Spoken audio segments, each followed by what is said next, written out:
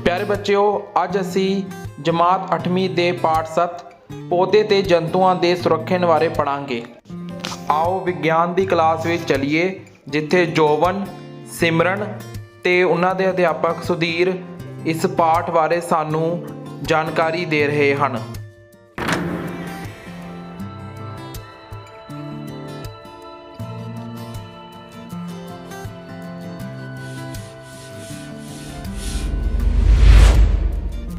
Good morning sir. Good morning जोवन, good morning सिमरन। जोवन ते सिमरन, साडे स्कूल दा टूर पंचमढ़ी नैशनल पार्क घूमण जा रहा है। की मैं तुहाडे दोनों दे नाम लिख दवां? हाँ जी सर। सर ये नैशनल पार्क की हुंदे ने? ठीक है, फिर असी अज जंगल की हुंदे ने ते खास स्थानक प्रजातियां, वनस्पति जात, प्राणी जगत आदि जो कुछ असी उत्थे जाके देखना है, असी उन्हां नूं अज समझदे हां। सिमरन ते जोवन, आओ हुण असीं समझीए कि जंगल की हुंदे ने।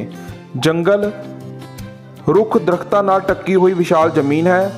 जंगल जंगली जानवरां दा घर हुंदा है, पर अज दे समय दे विच जंगल छोटे हुंदे जा रहे हैं। आओ इस दे कारण जाणीए। जंगलों की कटाई का मुख्य कारण है इंसान की आबादी का वधना। इंसान की आबादी वधन के नाल अनाज की जरूरत पई है, जिस करके जंगलों को कट के खेती योग बनाया जा रहा है, तो इसलिए खेतीबाड़ी लई जंगलों की कटाई होंदी है। घरां दे फर्नीचर ते घरां दे निर्माण के लिए भी जंगलों की कटाई होंदी है। घरां दे बालण के लिए भी जंगलों की कटाई हो रही है। इस तो इलावा उद्योगों के निर्माण अते उद्योगों नूं कच्चे माल की सप्लाई करन दे लई भी लगातार जंगल वड्डे जा रहे हैं। आओ हुण जंगलों की कटाई के प्रभाव बारे समझीए। जोवन ते सिमरन, जिवें कि तुसीं दोवें जाणदे ही हो कि जिहड़ी प्रकाश संश्लेषण नाल पौधे कार्बन डाइऑक्साइड गैस सोखते हैं ते ऑक्सीजन गैस वातावरण में छड्डदे हैं, पर जंगलों की कटाई के करके लगातार ऑक्सीजन गैस वातावरण घट रही है ते कार्बन डाइऑक्साइड गैस लगातार वातावरण में वध रही है। कार्बन डाइऑक्साइड गैस के वधन के नाल धरती का तापमान हौली हौली वधदा जा रहा है, जिस नूं असीं विश्व तापमान कह रहे हैं। ये साडी धरती लई वधिया नहीं है। इस तो इलावा जंगलों की कटाई करके जल चक्कर यानी कि बारिश उत्ते भी बहुत बुरा असर पैंदा है। जंगलों की कटाई के करके भूखोर हुंदा है, अर्थात जमीन की जिहड़ी उपजाऊ परत है वो हवा नाल उड़ रही है तो हौली हौली जिहड़ी उपजाऊ जमीन है वो मरुथल वर्गी बनती जा रही है, जिसनों असी भूमि का मरुथलीकरण वजों जान रहे हैं।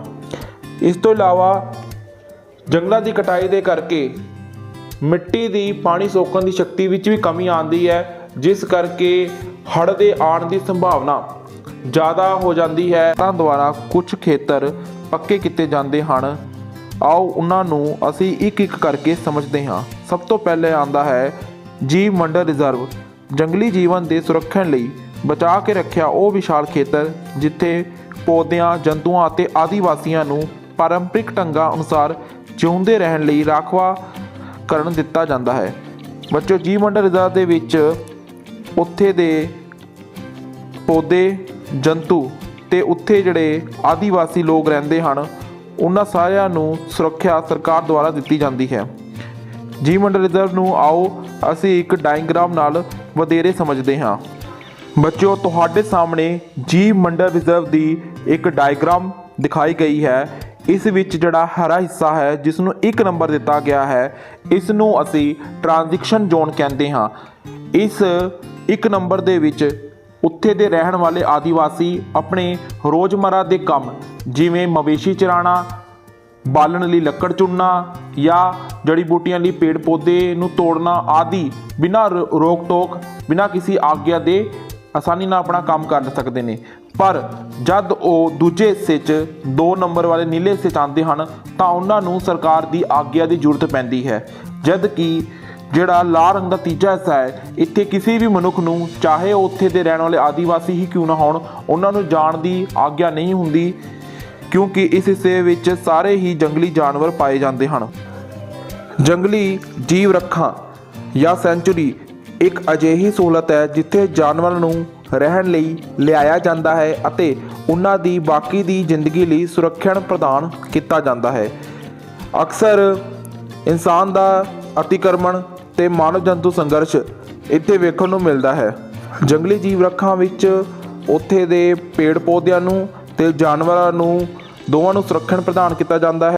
ਜੰਗਲੀ ਜੀਵ ਰੱਖਾਂ ਦੇ ਵਿੱਚ ਜਾਨਵਰਾਂ ਨੂੰ ਕੁਦਰਤੀ ਵਾਤਾਵਰਣ ਵੀ ਮਿਲਦਾ ਹੈ, ਪਰ ਜੰਗਲੀ ਜੀਵ ਰੱਖਾਂ ਦੇ ਆਸ-ਪਾਸ ਰਹਿਣ ਵਾਲੇ ਲੋਕ, ਜਿਨ੍ਹਾਂ ਨੂੰ ਅਸੀਂ ਆਦੀਵਾਸੀ ਕਹਿੰਦੇ ਆ, ਉਹ ਆਪਣੇ ਰੋਜ਼ਮर्रा ਦੇ ਕੰਮ ਜਿਵੇਂ ਬਾਲਣ ਤੇ ਮਵੇਸ਼ੀ ਚਰਾਉਣ ਦੇ ਲਈ ਇਹਨਾਂ ਜੰਗਲੀ ਜੀਵ ਰੱਖਾਂ ਦੇ ਵਿੱਚ ਆ ਜਾਂਦੇ ਹਨ ਤੇ ਜਿੱਥੇ ਕਈ ਵਾਰ ਮਾਨਵ ਜੰਤੂ ਸੰਘਰਸ਼ ਵੇਖਣ ਨੂੰ ਵੀ ਮਿਲਦਾ ਹੈ, ਕਿਉਂਕਿ ਸਰਕਾਰ ਦੁਆਰਾ ਜੰਗਲੀ ਜੀਵ ਰੱਖਾਂ ਦੇ ਵਿੱਚ ਉੱਥੇ ਦੇ ਆਦੀਵਾਸੀ ਲੋਕਾਂ ਨੂੰ ਕੁਝ ਗਤੀਵਿਧੀਆਂ ਦੀ ਪਰਮਿਸ਼ਨ ਮਿਲੀ ਹੁੰਦੀ ਹੈ। ਜੋਬਨ ਤੇ ਸਿਮਰਨ, ਅਸੀਂ ਪੰਚਮੜੀ ਨੈਸ਼ਨਲ ਪਾਰਕ ਜਾਣਾ ਹੈ ਤੇ ਆਓ ਹੁਣ ਅਸੀਂ ਸਮਝੀਏ ਕਿ ਨੈਸ਼ਨਲ ਪਾਰਕ ਕੀ ਹੁੰਦਾ ਹੈ।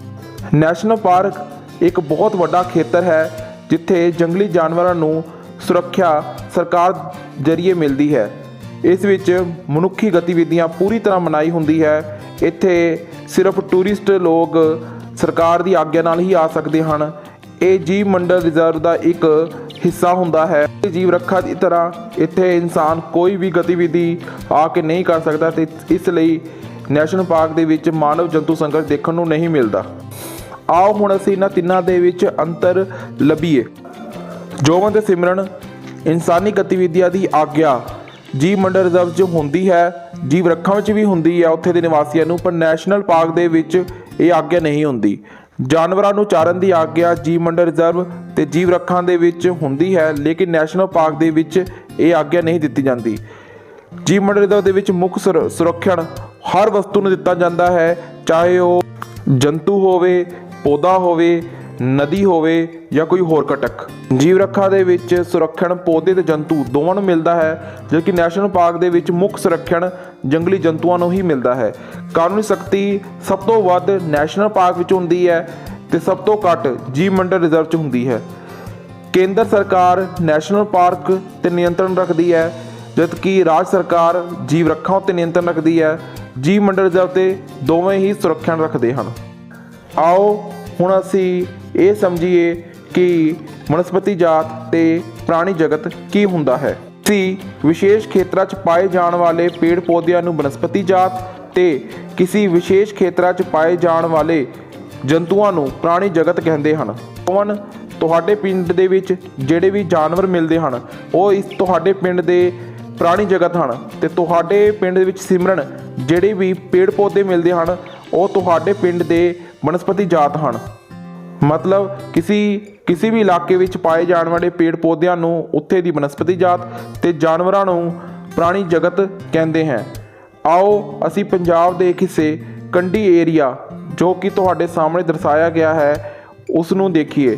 ਹਿਮਾਚਲ ਦੇ ਨਾਲ ਲੱਗਣ ਵਾਲਾ ਇਹ ਸਾਰਾ ਹਿੱਸਾ ਕੰਢੀ ਏਰੀਆ ਹੁੰਦਾ ਹੈ, ਤਾਂ ਕੰਢੀ ਏਰੀਆ ਦੇ ਵਿੱਚ ਪਾਏ ਜਾਣ ਵਾਲੇ ਪੌਦਿਆਂ ਨੂੰ ਅਸੀਂ ਕੰਢੀ ਏਰੀਆ ਦੇ ਵਨਸਪਤੀ ਜਾਤ ਤੇ ਕੰਢੀ ਏਰੀਆ ਦੇ ਪਾਏ ਜਾਣ ਵਾਲੇ ਜੰਤੂਆਂ ਨੂੰ ਅਸੀਂ ਕੰਢੀ ਏਰੀਆ ਦੇ ਪ੍ਰਾਣੀ ਜਗਤ ਕਹਾਂਗੇ। ਜਿਵੇਂ ਕੰਢੀ ਏਰੀਆ ਦੇ ਵਿੱਚ ਸਾਂਬਰ ਤੇ ਨੀਲਗਾਮ ਮਿਲਦੀ ਹੈ, ਉਹ ਕੰਢੀ ਏਰੀਆ ਦੀ ਪ੍ਰਾਣੀ ਜਗਤ ਹੈ, ਜਦਕਿ ਕੰਢੀ ਏਰੀਆ 'ਚ ਅੰਬ, ਬੋੜ ਆਦਿ ਮਿਲਦੇ ਹਨ, ਉਹ ਕੰਢੀ ਏਰੀਆ ਦੇ ਵਨਸਪਤੀ ਜਾਤ ਹਨ। ਆਓ ਅਸੀਂ ਹੁਣ ਖਾਸ ਸਥਾਨਕ ਪ੍ਰਜਾਤੀ ਨੂੰ ਸਮਝੀਏ। ਪੌਦੇ ਤੇ ਜੰਤੂਆਂ ਦੀ ਉਹ ਪ੍ਰਜਾਤੀਆਂ ਜੋ ਕਿਸੇ ਵਿਸ਼ੇਸ਼ ਖੇਤਰ ਵਿੱਚ ਹੀ ਪਾਏ ਜਾਂਦੇ ਹਨ ਉਹ ਖਾਸ ਸਥਾਨਕ ਪ੍ਰਜਾਤੀ ਅਖਵਾਉਂਦੇ ਹਨ। ਜਿਵੇਂ ਕੰਢੀ ਏਰੀਆ ਦੇ ਵਿੱਚ ਜਿਹੜਾ ਸਾਂਬਰ ਮਿਲਦਾ ਹੈ ਉਹ ਕੇਵਲ ਕੰਢੀ ਏਰੀਆ ਵਿੱਚ ਹੀ ਮਿਲਦਾ ਹੈ, ਇਸ ਲਈ ਅਸੀਂ ਇਸ ਨੂੰ ਕੰਢੀ ਏਰੀਆ ਦੀ ਖਾਸ ਸਥਾਨਕ ਪ੍ਰਜਾਤੀ ਕਹਾਂਗੇ। ਆਓ ਅਸੀਂ ਭਾਰਤ ਦੀ ਕੁਝ ਖਾਸ ਸਥਾਨਕ ਪ੍ਰਜਾਤੀਆਂ ਨੂੰ ਵੇਖੀਏ। ਬੱਚਿਓ, ਤੁਹਾਡੇ ਸਾਹਮਣੇ ਭਾਰਤ ਦੀਆਂ 16 ਖਾਸ ਸਥਾਨਕ ਪ੍ਰਜਾਤੀਆਂ ਦਿਖਾਈਆਂ ਗਈਆਂ ਹਨ। ਇਹ ਸਿਰਫ ਭਾਰਤ ਵਿੱਚ ਹੀ ਮਿਲਦੀਆਂ ਹਨ, ਭਾਰਤ ਤੋਂ ਇਲਾਵਾ ਵਿਸ਼ਵ ਵਿੱਚ ਕਿਤੇ ਨਹੀਂ ਪਾਈ ਜਾਂਦੀਆਂ, ਇਸ ਕਰਕੇ ਭਾਰਤ ਦੀ ਖਾਸ ਸਥਾਨਕ ਪ੍ਰਜਾਤੀਆਂ ਹਨ। ਆਓ ਹੁਣ ਅਸੀਂ ਲਾਲ ਅੰਕੜਾ ਕਿਤਾਬ ਨੂੰ ਸਮਝੀਏ। ਵਿਲੁਪਤ ਜਾਂ ਖਾਤਮੇ ਦੀ ਕਗਾਰ ਤੇ ਪੁੱਜ ਚੁੱਕੇ ਪੌਦੇ ਤੇ ਜੰਤੂਆਂ ਦਾ ਨਾਮ ਲਾਲ ਅੰਕੜਾ ਕਿਤਾਬ ਵਿੱਚ IUCN ਦੁਆਰਾ ਰਿਕਾਰਡ ਕੀਤਾ ਜਾਂਦਾ ਹੈ। ਲਾਲ ਅੰਕੜਾ ਕਿਤਾਬ ਪੌਦਿਆਂ ਤੇ ਜੰਤੂਆਂ ਲਈ ਅਲੱਗ-ਅਲੱਗ ਤਿਆਰ ਕੀਤੀ ਜਾਂਦੀ ਹੈ। ਬੱਚੋ, ਜਿਹੜੇ ਜੰਤੂ ਤੇ ਪੌਦੇ ਹੁਣ ਬਹੁਤ ਹੀ ਘੱਟ ਰਹਿ ਗਏ ਹਨ ਤੇ ਜੋ ਜਲਦੀ ਹੀ ਖਤਮ ਹੋ ਸਕਦੇ ਹਨ ਉਹਨਾਂ ਦਾ ਨਾਮ ਲਾਲ ਅੰਕੜਾ ਕਿਤਾਬ ਵਿੱਚ ਰੱਖਿਆ ਜਾਂਦਾ ਹੈ, ਕਿਉਂਕਿ ਲਾਲ ਖਤਰੇ ਦਾ ਨਿਸ਼ਾਨ ਹੁੰਦਾ ਹੈ। ਇਸ ਲਈ ਲਾਲ ਅੰਕੜਾ ਕਿਤਾਬ ਦੇ ਵਿੱਚ ਉਹ ਸਾਰੇ ਪੌਦੇ ਤੇ ਜੰਤੂ ਹੁੰਦੇ ਹਨ ਜੋ ਹੁਣ ਬਿਲਕੁਲ ਖਤਮ ਹੋਣ ਦੀ ਕਗਾਰ ਤੇ ਪੁੱਜ ਚੁੱਕੇ ਹਨ। ਆਓ ਹੁਣ ਅਸੀਂ ਇਹ ਸਮਝੀਏ ਕਿ ਪ੍ਰਵਾਸ ਕੀ ਹੁੰਦਾ ਹੈ ਤੇ ਪ੍ਰਵਾਸੀ ਪੰਛੀ ਕੀ ਹੁੰਦੇ ਨੇ। ਠੰਡੇ ਖੇਤਰਾਂ 'ਚ ਪਾਏ ਜਾਣ ਵਾਲੇ ਪੰਛੀ ਸਰਦੀਆਂ 'ਚ ਉੱਥੋਂ ਉੱਡ ਕੇ ਨਿਸ਼ਚਿਤ ਸਮੇਂ ਤੇ ਨਿਸ਼ਚਿਤ ਦੂਰੀ ਤੈਅ ਕਰ ਗਰਮ ਖੇਤਰ ਵਿੱਚ ਆਂਡੇ ਦੇਣ ਤੇ ਭੋਜਨ ਦੀ ਤਲਾਸ਼ ਵਿੱਚ ਹਰ ਸਾਲ ਕੁਝ ਸਮੇਂ ਲਈ ਨਿਵਾਸ ਕਰਦੇ ਹਨ। ਇਸ ਨੂੰ ਪ੍ਰਵਾਸ ਤੇ ਅਜਿਹੇ ਪੰਛੀਆਂ ਨੂੰ ਪ੍ਰਵਾਸੀ ਪੰਛੀ ਕਹਿੰਦੇ ਹਨ। ਮੌਸਮ ਬਦਲਣ ਤੇ ਇਹ ਫਿਰ ਆਪਣੇ ਪੁਰਾਣੇ ਖੇਤਰ ਤੇ ਵਾਪਸ ਚਲੇ ਜਾਂਦੇ ਹਨ। ਅਗਲੇ ਸਾਲ ਇਹ ਚੱਕਰ ਦੁਬਾਰਾ ਚੱਲਦਾ ਹੈ ਤੇ ਇਹ ਚੱਕਰ ਹਰ ਸਾਲ ਇਸੇ ਤਰ੍ਹਾਂ ਚੱਲਦਾ ਰਹਿੰਦਾ ਹੈ। ਸਾਈਬੇਰੀਆ ਦੇ ਵਿੱਚ ਸਰਦੀਆਂ ਵਿੱਚ ਬਰਫ਼ ਪੈਣ ਕਰਕੇ ਉੱਥੋਂ ਦੇ ਪੰਛੀ ਆਂਡੇ ਦੇਣ, ਪ੍ਰਜਨਨ ਕਰਨ ਤੇ ਭੋਜਨ ਦੀ ਤਲਾਸ਼ ਵਿੱਚ ਹਜ਼ਾਰਾਂ ਕਿਲੋਮੀਟਰ ਉੜ ਕੇ ਹਿਮਾਲਿਆ ਨੂੰ ਟੱਪ ਕੇ ਭਾਰਤ ਵਿੱਚ ਆਉਂਦੇ ਹਨ ਤੇ ਭਾਰਤ ਵਿੱਚ ਗਰਮ ਮਾਹੌਲ ਦੇ ਵਿੱਚ ਆਪਣੇ ਆਂਡੇ ਦਿੰਦੇ ਹਨ ਤੇ ਭੋਜਨ ਕਰਦੇ ਹਨ। ਤੇ ਜਦ ਉਹਨਾਂ ਦੇ ਦੇਸ਼ ਸਾਈਬੇਰੀਆ ਦੇ ਵਿੱਚ ਗਰਮੀ ਪੈਂਦੀ ਹੈ ਤਾਂ ਉਹ ਫਿਰ ਵਾਪਿਸ ਹਿਮਾਲਿਆ ਨੂੰ ਟੱਪ ਕੇ ਹਜ਼ਾਰਾਂ ਕਿਲੋਮੀਟਰ ਤੈਅ ਕਰ ਵਾਪਿਸ ਆਪਣੇ ਦੇਸ਼ ਸਾਈਬੇਰੀਆ ਪੁੱਜ ਜਾਂਦੇ ਹਨ। ਅਗਲੇ ਸਾਲ ਫਿਰ ਸਰਦੀਆਂ ਪੈਣ ਤੇ ਇਹੀ ਚੱਕਰ ਚੱਲਦਾ ਹੈ। ਇਸ ਲਈ ਅਜਿਹੇ ਪੰਛੀਆਂ ਨੂੰ ਅਸੀਂ ਪ੍ਰਵਾਸੀ ਪੰਛੀ ਤੇ ਉਹਨਾਂ ਦੇ ਕੁਝ ਸਮੇਂ ਭਾਰਤ ਵਿੱਚ ਨਿਵਾਸ ਕਰਨ ਨੂੰ ਅਸੀਂ ਉਹਨਾਂ ਦਾ ਪ੍ਰਵਾਸ ਕਹਿੰਦੇ ਹਾਂ। ਪੰਜਾਬ ਦੇ ਜ਼ਿਲ੍ਹਾ ਹੁਸ਼ਿਆਰਪੁਰ ਦੇ ਤਲਵਾੜਾ ਸ਼ਹਿਰ ਵਿੱਚ ਪੌਂਗ ਡੈਮ ਪੰਛੀ ਅਭਿਆਰਣ ਪੌਂਗ ਡੈਮ ਬਰਡ ਸੈਂਚੁਰੀ ਹੈ। ਇੱਥੇ ਆ ਕੇ ਤੁਸੀਂ ਇਹਨਾਂ ਪ੍ਰਵਾਸੀ ਪੰਛੀਆਂ ਨੂੰ ਗਰਮੀਆਂ ਵਿੱਚ ਦੇਖ ਸਕਦੇ ਹੋ। ਹੁਣ ਅਸੀਂ ਕਾਗਜ਼ ਦੇ ਪੁਨਰ ਚੱਕਰਨ ਬਾਰੇ ਸਮਝੀਏ। ਕਾਗਜ਼ ਨੂੰ ਅਸੀਂ 7 ਵਾਰੀ ਪੁਨਰ ਚੱਕਰਨ ਯਾਨੀ ਕਾਗਜ਼ ਨੂੰ ਅਸੀਂ 7 ਵਾਰੀ ਇਸਤੇਮਾਲ ਕਰ ਸਕਦੇ ਹਾਂ। ਕਾਗਜ਼ ਨੂੰ ਬਾਰ-ਬਾਰ ਇਸਤੇਮਾਲ ਕਰਕੇ ਅਸੀਂ ਨਵੇਂ ਕਾਗਜ਼ ਨੂੰ ਬਣਨ ਤੋਂ ਰੋਕ ਸਕਦੇ ਹਾਂ, ਜਿਸ ਨਾਲ ਰੁੱਖਾਂ ਦੀ ਕਟਾਈ ਘੱਟ ਹੋ ਜਾਵੇਗੀ ਤੇ ਕਾਗਜ਼ ਬਣਾਉਣ ਲਈ ਜਿਹੜੇ ਹਾਨੀਕਾਰਕ ਰਸਾਇਣ ਹੈ ਉਹਨਾਂ ਤੋਂ ਬਚਾਅ ਹੋਵੇਗਾ। ਬੱਚਿਓ, ਜਿੰਨੀ ਤੇਜ਼ੀ ਦੇ ਨਾਲ ਰੁੱਖ ਕੱਟੇ ਜਾ ਰਹੇ ਹਨ ਉਨੀ ਤੇਜ਼ੀ ਨਾਲ ਰੁੱਖ ਲਗਾਏ ਨਹੀਂ ਜਾ ਰਹੇ। ਇਸ ਲਈ ਸਾਨੂੰ ਸਾਰਿਆਂ ਨੂੰ ਖਾਲੀ ਜਗ੍ਹਾ ਉੱਤੇ ਵੱਧ ਤੋਂ ਵੱਧ ਰੁੱਖ ਲਾਉਣੇ ਚਾਹੀਦੇ ਹਨ ਤਾਂ ਜੋ ਵਾਤਾਵਰਣ ਨੂੰ ਸਾਫ਼ ਕਰਨ ਦੇ ਵਿੱਚ ਅਸੀਂ ਆਪਣਾ ਯੋਗਦਾਨ ਪਾ ਸਕੀਏ। ਬੱਚਿਓ, ਇੱਥੇ ਇਹ ਪਾਠ ਸਮਾਪਤ ਹੁੰਦਾ ਹੈ। ਜੋਬਨ ਤੇ ਸਿਮਰਨ ਨੂੰ ਉਹਨਾਂ ਦੇ ਸਵਾਲਾਂ ਦਾ ਜਵਾਬ ਮਿਲ ਗਿਆ ਹੈ ਤੇ ਉਹ ਹੁਣ ਖੁਸ਼ੀ-ਖੁਸ਼ੀ ਕੱਲ ਜਾਣ ਦੇ ਲਈ ਆਪਣਾ ਬੈਗ ਪੈਕ ਕਰ ਰਹੇ ਹਨ। ਪਰ ਜੇ ਤੁਹਾਡੇ ਮਨ ਦੇ ਵਿੱਚ ਕੋਈ ਸਵਾਲ ਰਹਿ ਗਿਆ ਹੈ ਤਾਂ ਕਮੈਂਟ ਬਾਕਸ ਵਿੱਚ ਲਿਖੋ, ਤੁਹਾਨੂੰ ਜਲਦ ਤੋਂ ਜਲਦ ਦਾ ਜਵਾਬ ਦਿੱਤਾ ਜਾਏਗਾ। ਧੰਨਵਾਦ।